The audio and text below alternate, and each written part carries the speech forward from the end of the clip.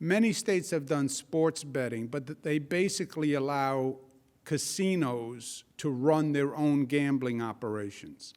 That makes a lot of money for casinos, but it makes minimal money for the state. And I'm not here to make casinos a lot of money. I'm here to raise funds for the state. So we have a different model for sports betting. And then recreational marijuana, I think this should have been passed years ago.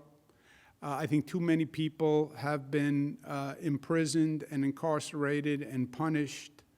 Too many of those people are Black, Latino, and poor. It's exaggerated the injustice of the justice system. So I've supported it for years. I've tried to pass it. But this is a year where we do need the funding, and a lot of New Yorkers are struggling. So I think this year will give us the momentum to get it over the goal line. Rob, do you want to speak about sports betting, though? Because there's a very big difference in the way we intend to do it. So the narrative out there has been that the state is losing billions of dollars to other states to sports betting. But the reality is that the billions of dollars that are being wagered and the monies that are being made are not being made by the taxing jurisdictions. In New Jersey, for example, which is the most commonly used example, in the entire 3 years of sports betting, they've collected less than $80 million, actually only $45 million in 12 months, compared to the billions that are being talked about. The reason being, everyone else is making a lot of money off sports betting.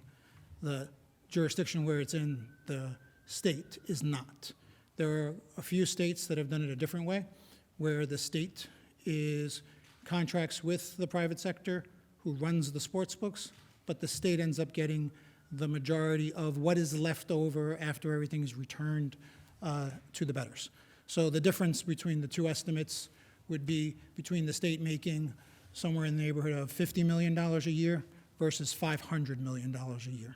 So the way the governor is proposing it, and we'll advance it, is so that the state can get up to $500 million a year instead of 50, and that money would then go to the state budget. Otherwise, for the bettors, it's seamless and it's exactly the same. The only difference is state gets the money versus others.